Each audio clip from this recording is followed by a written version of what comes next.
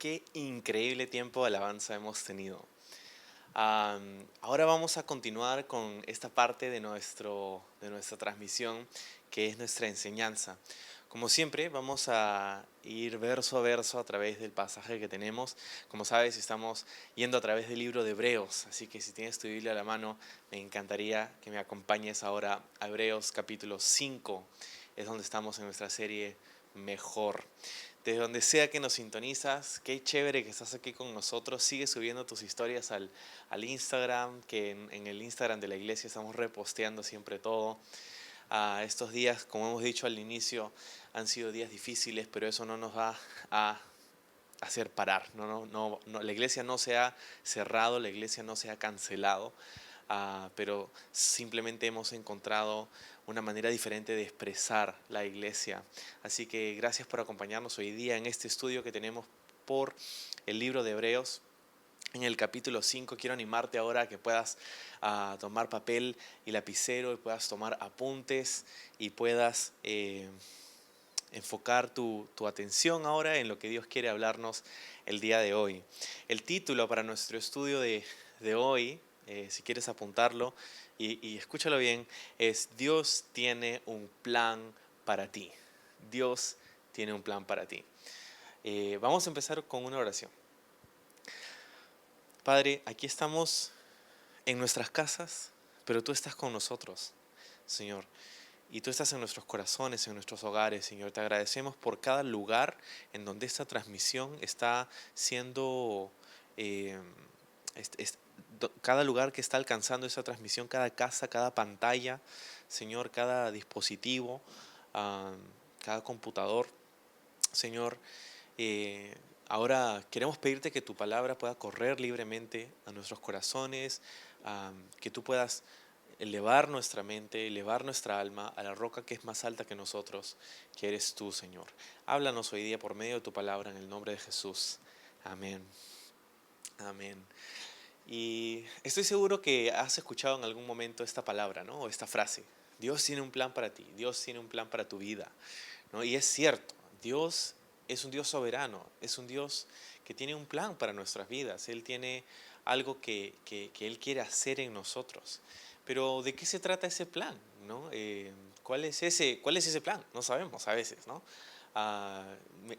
Hablo con muchos cristianos y yo he sido uno de ellos, en donde estamos pensando, ¿cuál es el plan de Dios para mi vida ahora? ¿Qué quiere Dios que haga? ¿Qué decisión tomo? ¿Verdad? Y siempre estamos tratando de descubrir cuál es el plan de Dios para nuestra vida. Entonces, hoy día vamos a hablar un poquito de esto, ¿no? De cuál es el plan de Dios para nosotros. Pero, llegando a nuestra temática en el libro de Hebreos, hemos estado considerando ya por varias semanas la idea de Jesús como nuestro sumo sacerdote. Y sabes, ese es un tema que va a continuar hasta el capítulo 10, así que tenemos para rato para considerar esto del sacerdocio de Jesús. Quiero hacerte acordar que en estos días, en los días de la escritura del libro de Hebreos, eh, el sacerdocio levítico, podríamos decirlo así, continuaba en pie. O sea, habían sacerdotes, un sumo sacerdote que todavía estaba operando en el templo y eso estaba en las mentes y en la cultura de los judíos aquel día, incluso de los cristianos a quienes fue escrita esta carta del libro de Hebreos, ¿no? Entonces, para nosotros de repente el concepto del sacerdote en el término bíblico es un poco, de repente un poco distinto para nosotros, no está muy fresco en nuestra mente, pero para ellos, bueno, es algo que estaban viviendo en esos días. Así que era súper importante que ellos puedan entender cuál era el rol de Jesús como sumo sacerdote, porque Jesús no estuvo mucho tiempo en el templo, aunque obviamente iba frecuentemente, pero él no era un descendiente de Leví, no era un descendiente de Aarón. Entonces, ¿cómo podía el autor decirle a estos hombres y mujeres judíos que Jesús era un sumo sacerdote cuando no tenía esos requerimientos, ¿no? Entonces, todo ese tema es importante para nosotros entender parte del rol de Jesús en este plan que Dios tiene para nuestra vida. Ok, entonces, vamos al capítulo 5, el verso 1, dice lo siguiente. Todo sumo sacerdote es un hombre escogido para representar a otras personas en su trato con Dios. Él presenta, a Dios las ofrendas de esas personas y ofrece sacrificios por los pecados. Y puede tratar con paciencia a los ignorantes y descarriados, porque él también está sujeto a las mismas debilidades. Por eso, o por esa razón, debe ofrecer sacrificios tanto por sus propios pecados como por los del pueblo. ¿Ok? Entonces es un buen resumen del rol de un sumo sacerdote, ¿no? Entonces, todo sumo sacerdote es un hombre escogido, ¿sí? Para representar a otras personas o a otros hombres y mujeres en su trato con Dios. O sea que es un hombre para empezar. O sea, un sumo sacerdote no podía ser un ah, mono o una jirafa o un elefante. Tenía que ser un ser humano, ¿no? Todo sumo sacerdote es un hombre escogido, ha sido escogido para representar a otras personas. Esa era su función principal, era representar al pueblo delante de Dios. Entonces, la forma en cómo lo hacía, sigue diciendo el verso 1, que dice, presenta a Dios las ofrendas de esas personas y ofrece sacrificios por los pecados. Entonces, eso es lo que hacía un sumo sacerdote. Ofrecía la sangre de estos animales que eran constantemente sacrificados y hacía esta ofrenda no solamente por los pecados del pueblo, sino también en el libro de Levítico había una serie de ofrendas que se ofrecían a Dios en diferentes condiciones. Cuando querías agradecerle a Dios por algo, traías un tipo de ofrenda. Cuando querías los holocaustos, entonces había un montón de ofrendas que los sumos sacerdotes hacían, y esto lo hacían en función del pueblo, para representar al pueblo delante de Dios. Entonces eso es lo que hace un sumo sacerdote. Ahora es interesante porque cómo era escogido un sumo sacerdote, como dice en el verso 1, que un sumo sacerdote es escogido. Primero, era escogido por Dios, o sea, Dios es el que nos hizo nacer donde nacimos, nos hizo nacer no solamente donde nacimos, pero cuando nacimos. Entonces aquí encontramos esta idea de que Dios tiene un plan para nosotros, porque Dios escoge a estos sumos sacerdotes que tenían que ser descendientes de la tribu de Leví, tenían que ser descendientes específicamente de Aarón, los sumos sacerdotes. No todos los sacerdotes, mejor dicho, no todos los levitas eran sacerdotes. Todos los levitas servían de alguna manera porque era la tribu que Dios escogió para su servicio en representación de todas las otras tribus, pero no todos los levitas eran sacerdotes, sino que solamente aquellos que eran descendientes de Aarón eh, podían ser los sumos sacerdotes, ¿no? Entonces, era un rol que era pasado por el linaje. O sea, si el sumo sacerdote moría, quien tomaba la posta era su hijo mayor, el que estuviera con vida el mayor. Esa era la forma en cómo esto sucedía. Entonces,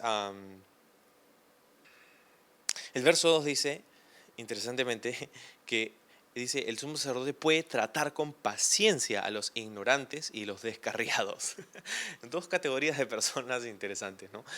Que creo que yo estoy en las dos. No, pero dice, puede tratar con paciencia, ¿no?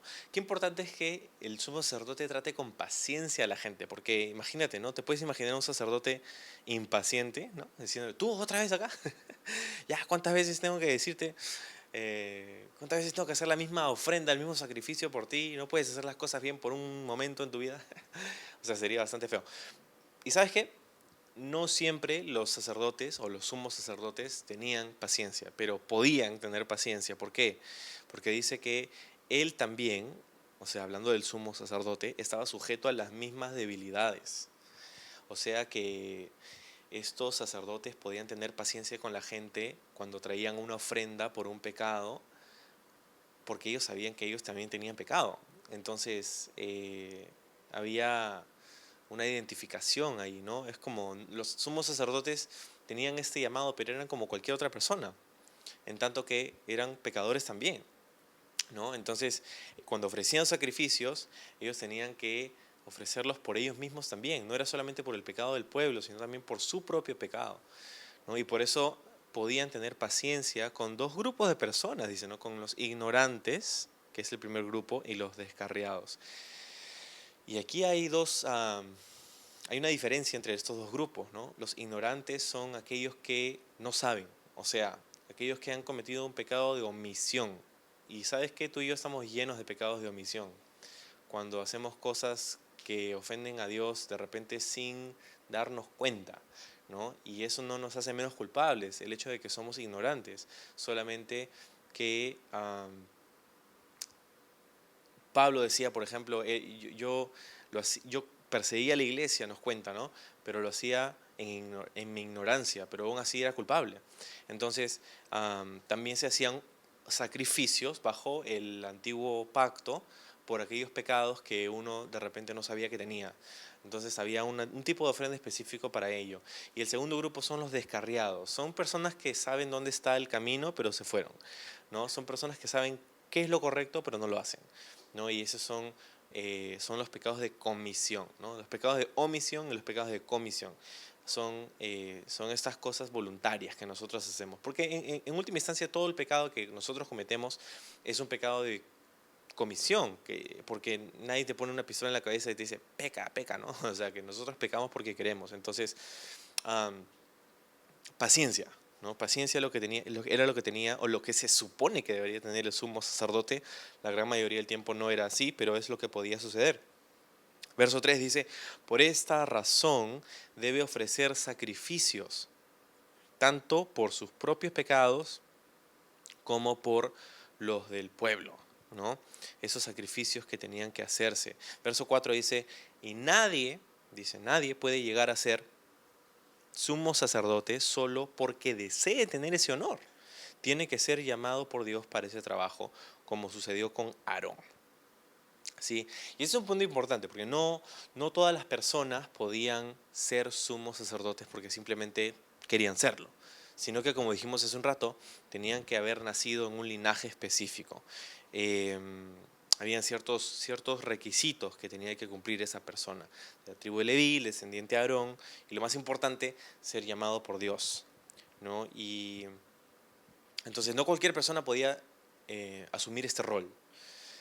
Sin embargo, en la Biblia encontramos algunas personas que trataron de asumir el rol de un sacerdote sin serlo y no les fue muy bien. Específicamente estamos hablando de algunas personas como Usías y Saúl, que eran reyes que intentaron usurpar el rol de un sacerdote.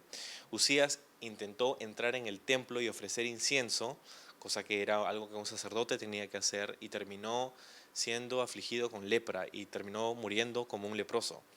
Y bueno, y Saúl, conocemos que Saúl estaba peleando contra los filisteos y antes de empezar una gran batalla y tenían que hacer un sacrificio. Saúl se impacientó porque el sacerdote no llegaba, así que dijo, ¿sabes qué? Yo mismo soy, yo voy a poner el sacrificio, yo lo voy a hacer, entonces, porque se demora mucho el sacerdote. Y bueno, Dios le quitó el reino, ¿no? Y llegó el profeta Samuel, y le dijo, Saúl, Dios prefiere obediencia antes que sacrificio. Él, él dijo que el sacerdote era el encargado de esto. Tú no eras encargado de esto, tú eres el rey. Y ojo, algo que notar aquí es que es curioso como una persona no podía ser rey y sacerdote. Una sola persona no podía ocupar estos dos roles, porque estos dos roles estaban reservados para ser exhibidos por una sola persona en toda la historia de la humanidad, que es Jesús. Jesús, ah, Jesús es rey y sacerdote, ¿no?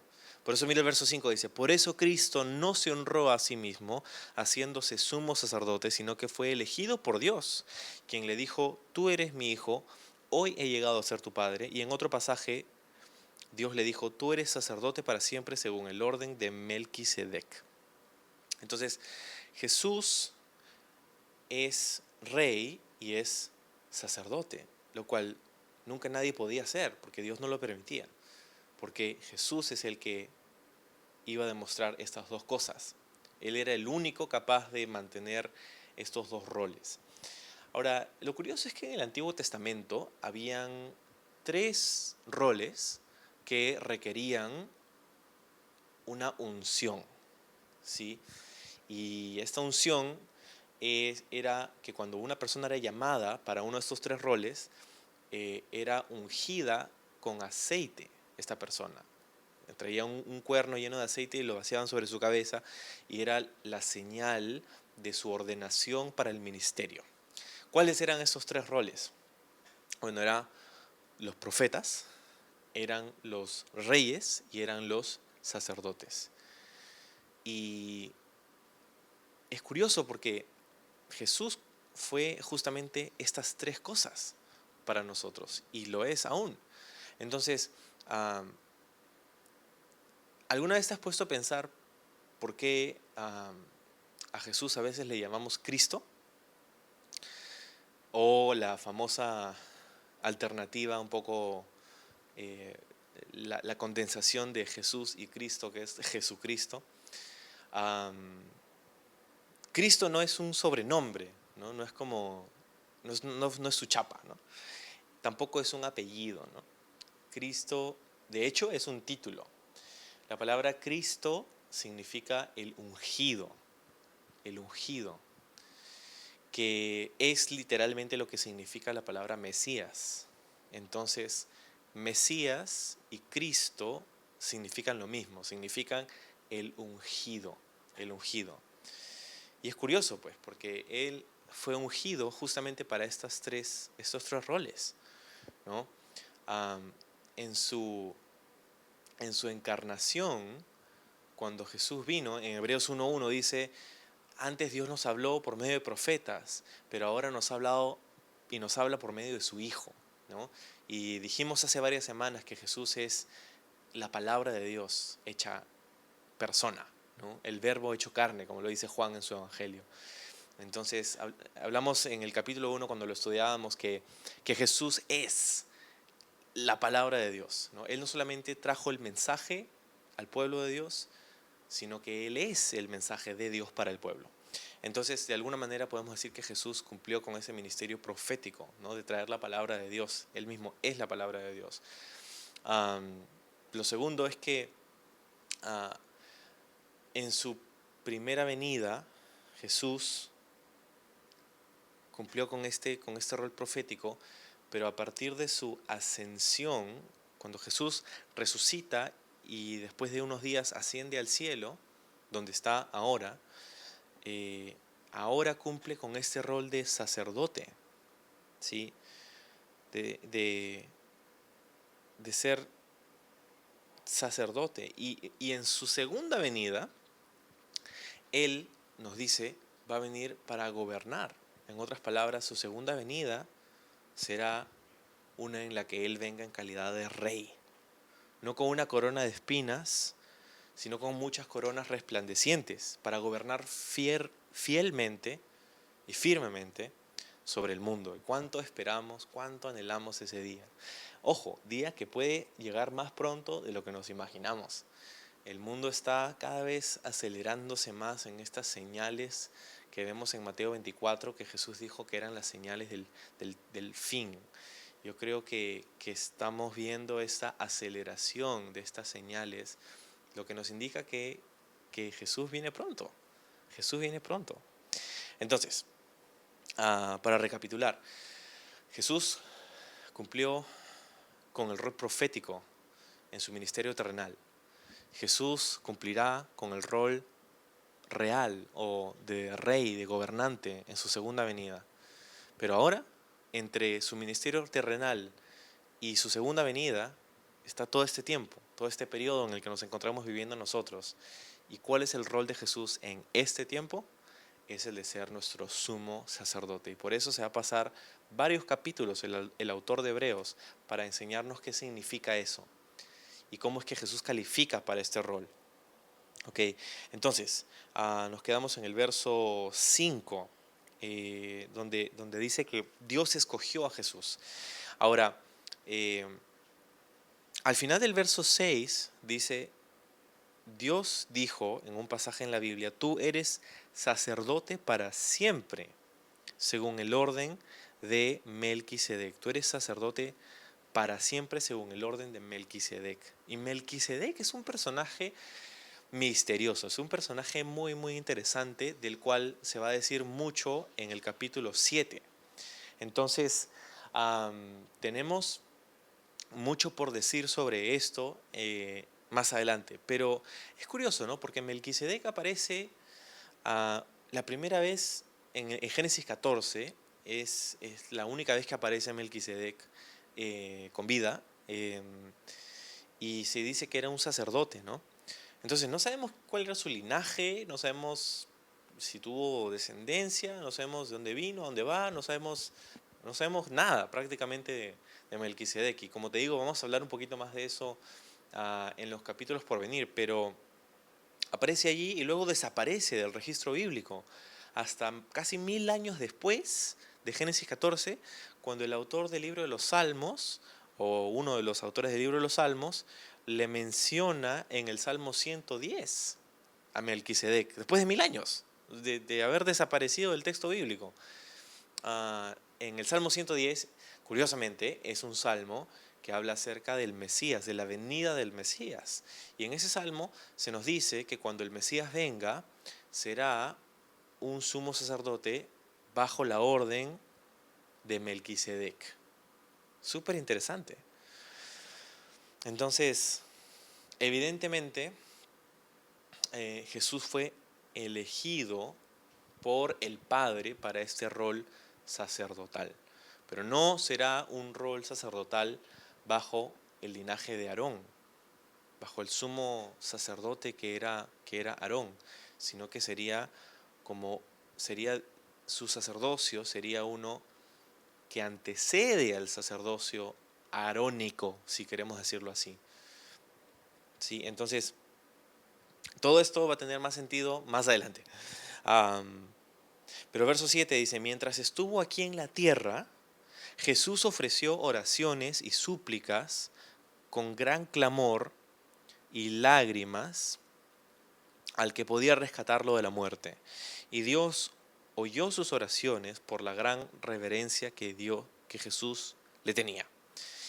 Entonces, mientras estuvo aquí en la tierra, dice, o sea, este es su ministerio terrenal, Jesús ofreció oraciones y súplicas, dice, a Dios, en gran clamor y con lágrimas. Que es interesante esto porque nos habla específicamente de un momento en el que Jesús hizo esto. Y ese momento sería lo que pasó esa noche o esa madrugada antes de que Jesús fuera crucificado, cuando Jesús pasó un tiempo, unas horas, ahí en el jardín de Getsemaní. Que fue quizá el Getsemaní, quizá fue el momento más oscuro y más doloroso de todo el proceso de la crucifixión. Más doloroso dices tú, pero no creo que ser crucificado, ser azotado tan dura, drásticamente, tan injustamente, no creo que, o sea, hay algo que puede haber dolido más que eso.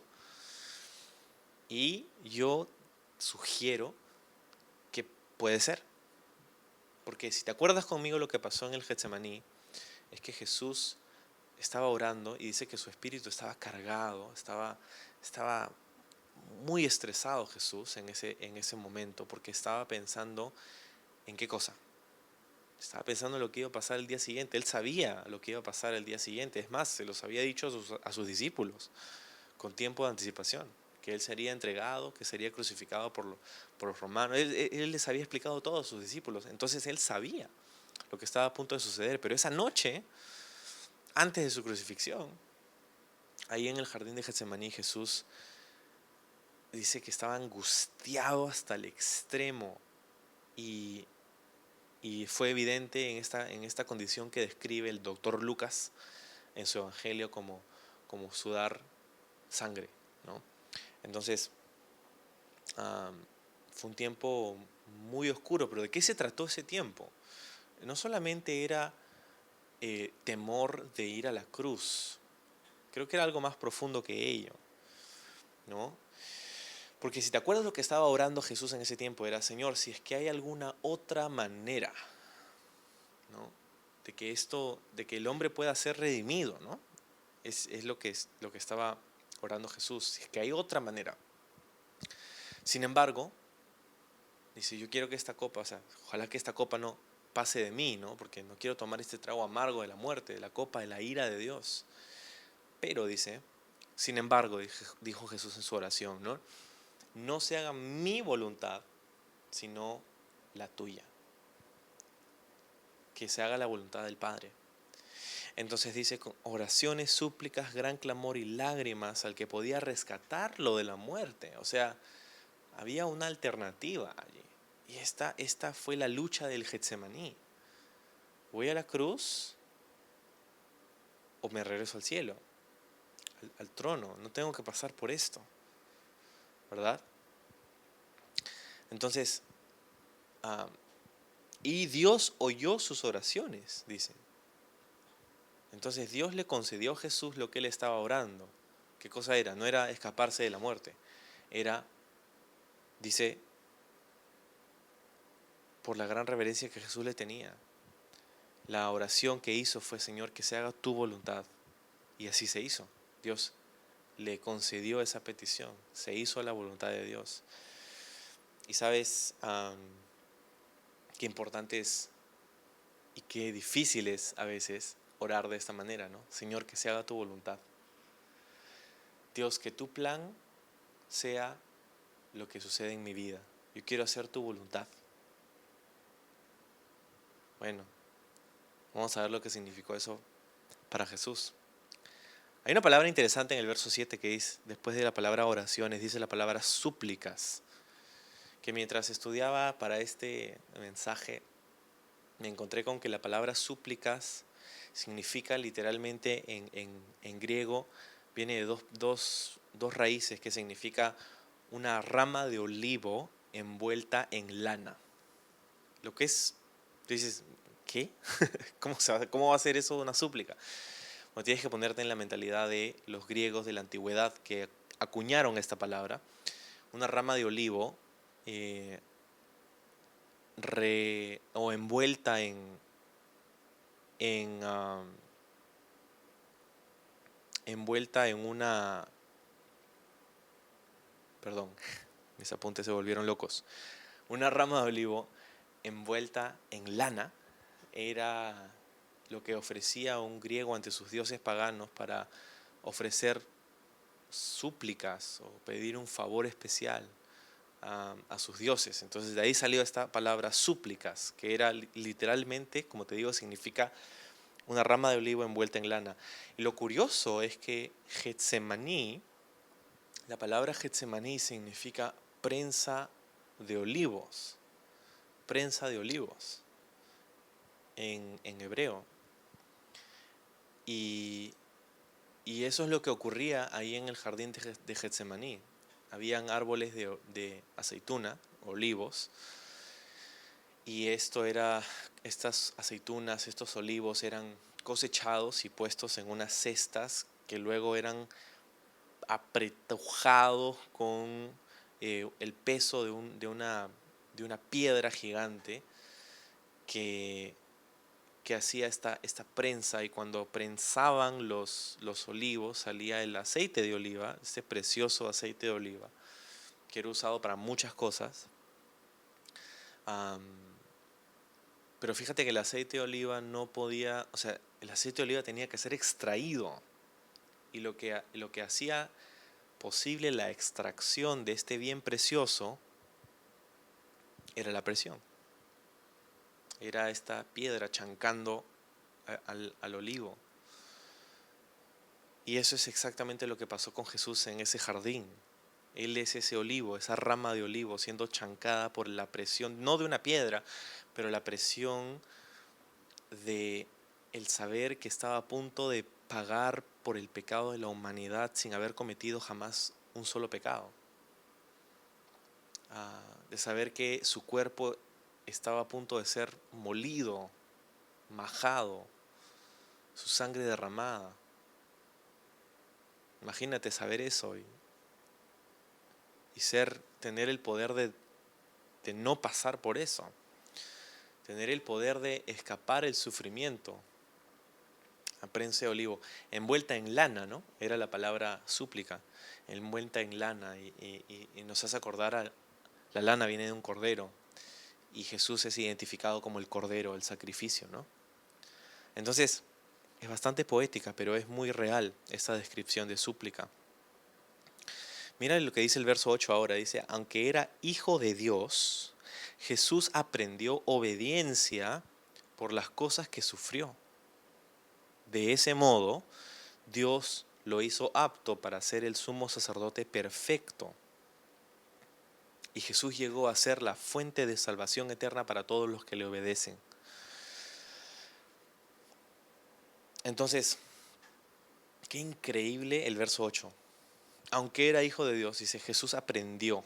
O sea, esa frase, Jesús aprendió, es increíblemente difícil de captar. Porque Jesús, como hijo de Dios, como el Dios hecho carne, ¿habría algo que Jesús no sabía? Y es cierto, había algo que Jesús no sabía. ¿Qué cosa era? Obediencia. Jesús aprendió obediencia. ¡Wow! O sea, es que piénsalo. Por la eternidad pasada y por la eternidad futura, toda la escena celestial responde a una sola voz. Y es la voz de Jesús. Jesús nunca tuvo que estar, nunca estuvo de hecho en la posición de tener que obedecer a nadie, porque Él es la voz de mando. Todos responden a su voz. Y no solamente todos, sino todo, la creación entera responde a la voz de Jesús. Pero en ese momento, durante su ministerio terrenal, durante su vida en la tierra, durante su encarnación, Él aprendió algo que sabía, obviamente sabía porque es omnisciente, pero aprendió obediencia en tanto que fue probado por su sufrimiento, dice, por las cosas que sufrió. Es que hay una diferencia entre una verdad en papel y una verdad comprobada, ¿no? Es como cuando estás buscando comprar un auto, ¿no? Y te dicen, no, sí, este auto tiene esto, este auto es bueno aquí, bueno allá, tiene buenas llantas, buena tracción, tiene una buena cilindrada, va a agarrar, te venden todo, ¿no? Tú ya estás convencido. Pero luego vas y lo manejas, lo pruebas y lo que era el papel no era lo que era la realidad.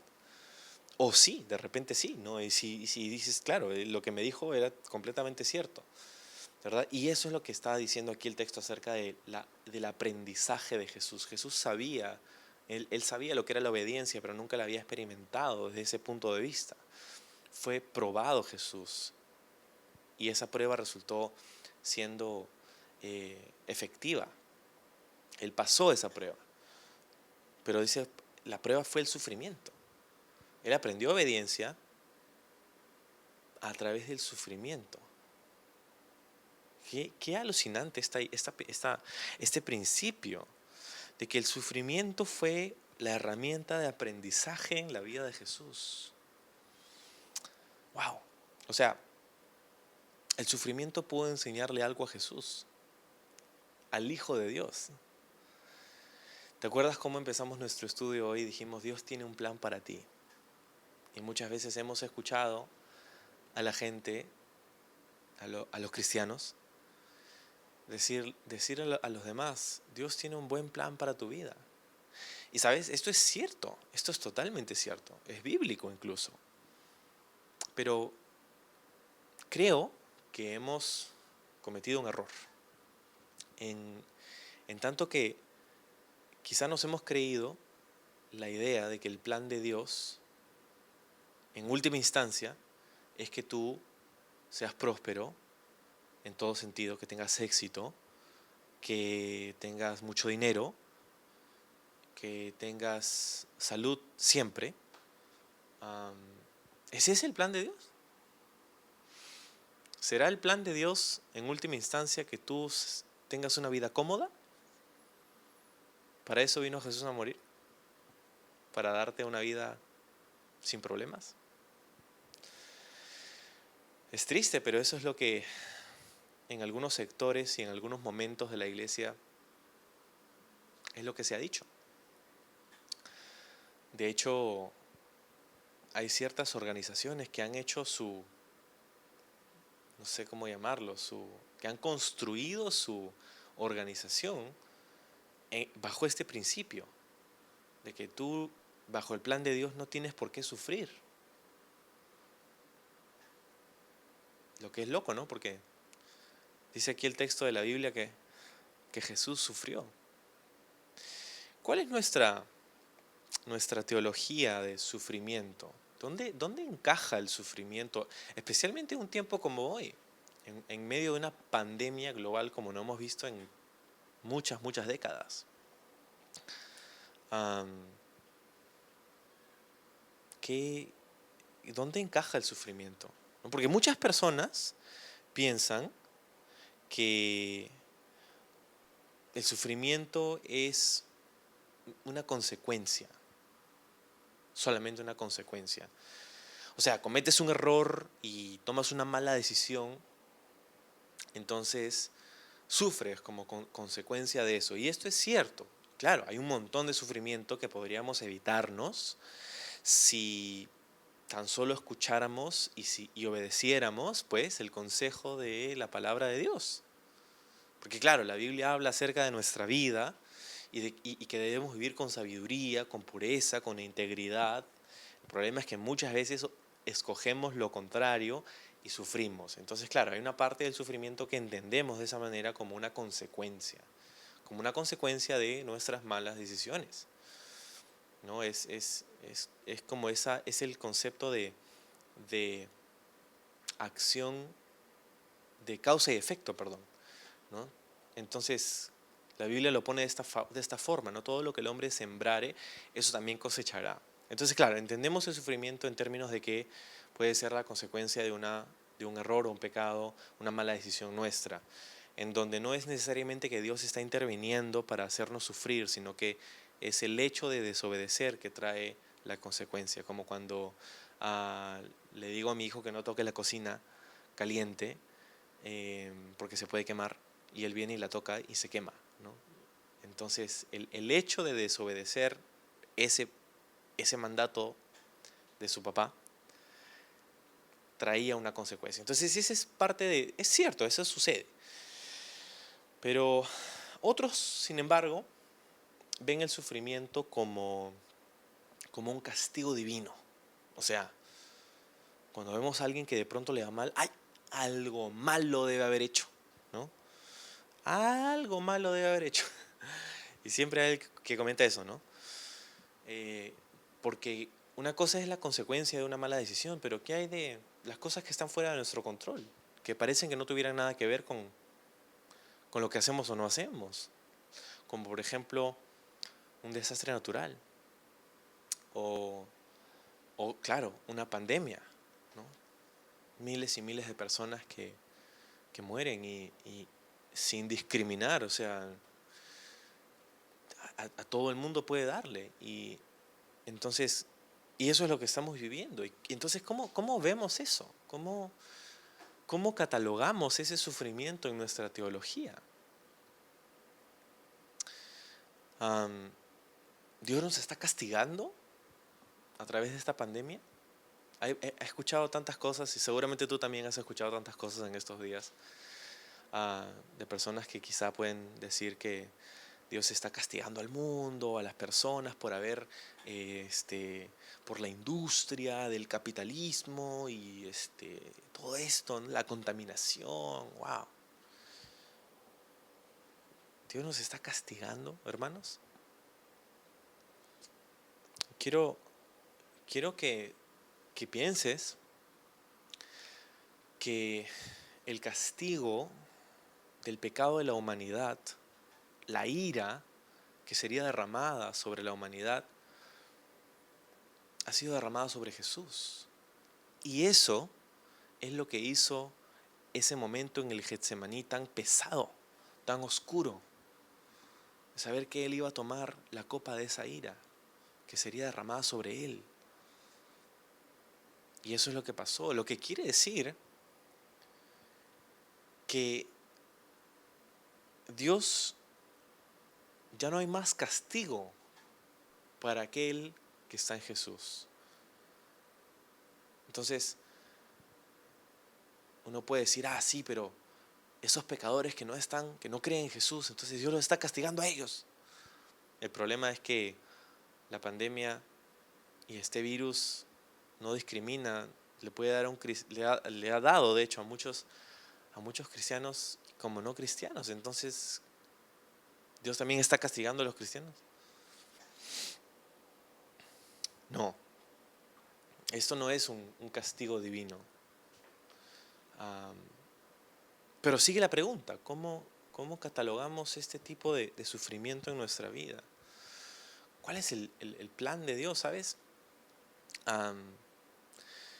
Jesús aprendió obediencia gracias a su sufrimiento. Él aprendió obediencia, lo cual es muy interesante para nosotros, porque quiero que escuches esto. El plan de Dios para tu vida, no te va a gustar que te diga esto, pero es cierto, el plan de Dios para tu vida y la mía incluye el sufrimiento. El plan de Dios para tu vida y la mía incluye el sufrimiento. Quiero leerte un versículo de 1 de Pedro 4:19. Dice, de manera que los que sufren según la voluntad de Dios deben seguir haciendo el bien y poner sus almas en manos de Dios que los creó, pues Él es fiel. ¿Qué cosa? Los que sufren según la voluntad de Dios. Wow. Muchas personas han creído que el plan de Dios para sus vidas, de repente tú has comenzado a pensar eso también, que el plan de Dios para tu vida es que tú vivas una vida cómoda, próspera, exitosa, con salud. Pero ¿cuál es el fin de eso? ¿Cuál es el fin de tener una vida tan sin problemas? Es la comodidad del ser humano, no es necesariamente el plan de Dios. Ahora, claro que Dios quiere bendecirnos y claro que Dios es nuestro Padre Celestial y quiere lo mejor para nosotros, pero, escúchame esto, Dios está más interesado en tu gloria eterna que en tu comodidad actual. O sea, Dios está en esta temporada de nuestra vida, desde que nacemos hasta que nos morimos y vamos a su presencia, está más interesado, no está tan interesado en que estemos cómodos durante este viaje que llamamos vida, sino que está más interesado en que profundicemos en nuestra alma, nuestra fe, nuestra obediencia, nuestro conocimiento de Dios, nuestro carácter. Él está más interesado en las cosas eternas que tienen su raíz en el ahora, en lo que pasamos y lo que vivimos y lo que decidimos ahora, que en que estemos cómodos. Entonces,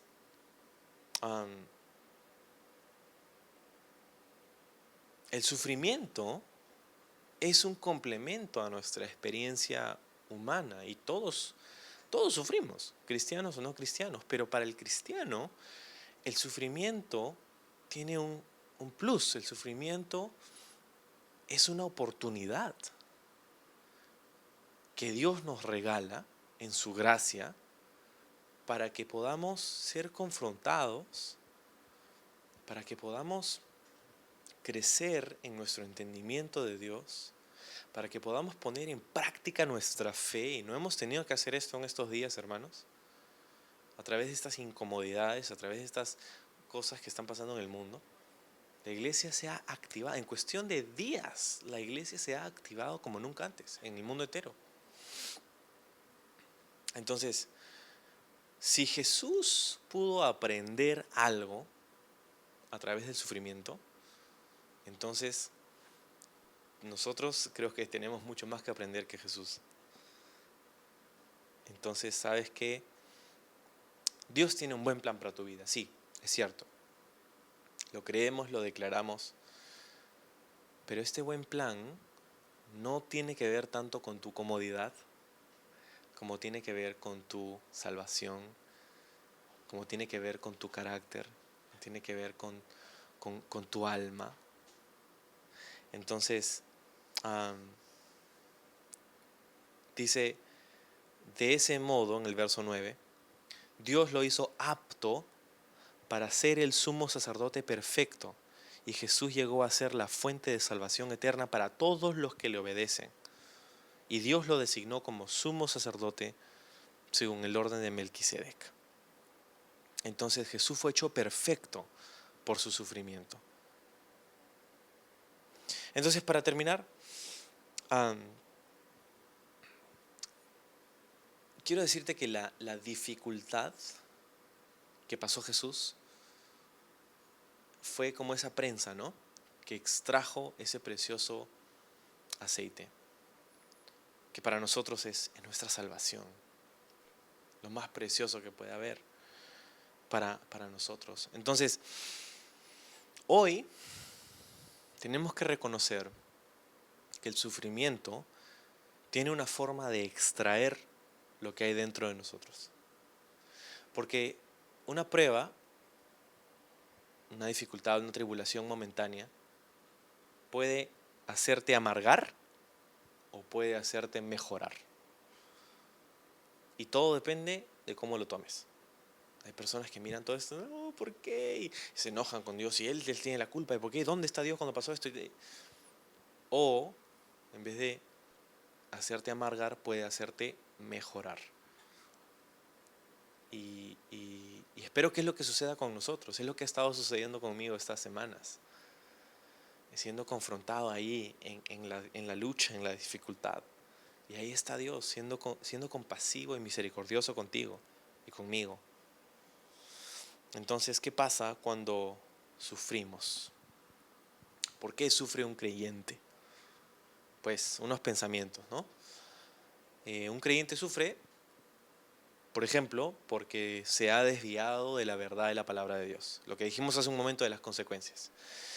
O, número 2, también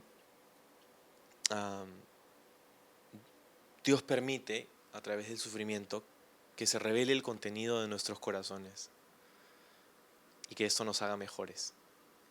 Esas son las pruebas que pasamos.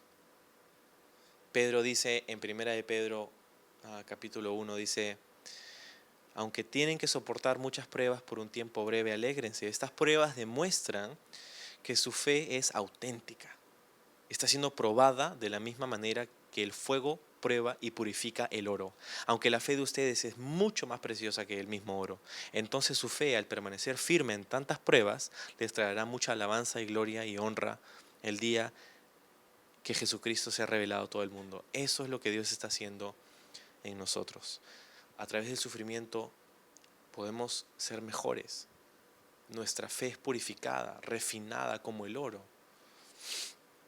A través del sufrimiento, número 3, podemos aprender a tener compasión para con los demás. Compasión. Cuando nosotros sufrimos, de pronto vemos todo un mundo que antes no veíamos, de personas que sufren, de personas que pasan por esas cosas difíciles. Entonces aprendemos compasión. Y finalmente pensaba que a través del sufrimiento también podemos llegar a identificarnos con Cristo, a ser identificados con Él, porque Él sufrió también. Entonces no es que vamos a ir y decir, ya, vamos a sufrir y todos alegres, vamos a sufrir. No, eso no es la aplicación. Pero sí que podamos entender que nuestra teología debe ser Nuestra teología debe reflejar la verdad. Y la verdad es que el sufrimiento es usado por Dios para sus buenos planes y propósitos. Entonces, aún en medio de todo esto, podemos confiar en el Señor. A mí esto me ha confrontado muchísimo porque ha cambiado la forma en cómo oro.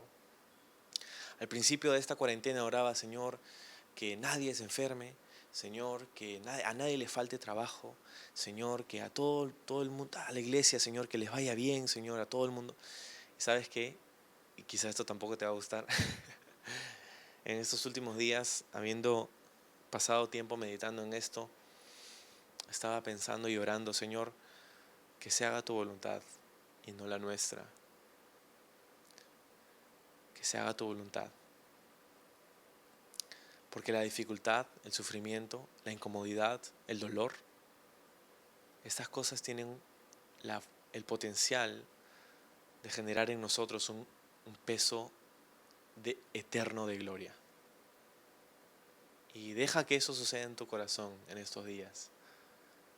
Mientras que miramos a Jesús, el autor, el consumador de nuestra fe, nuestro sumo sacerdote, la fuente de salvación eterna para todos aquellos que le obedecen. Vamos a orar.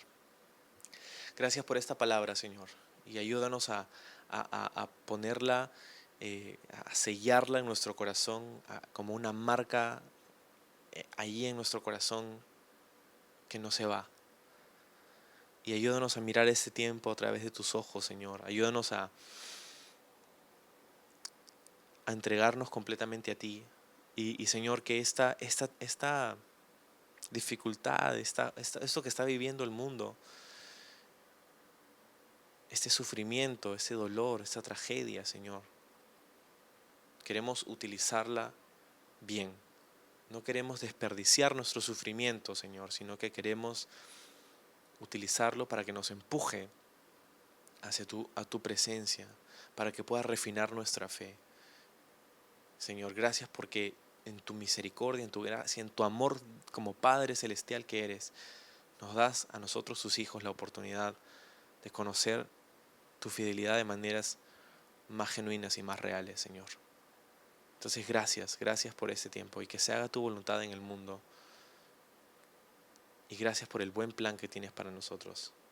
En el nombre de Jesús. Amén.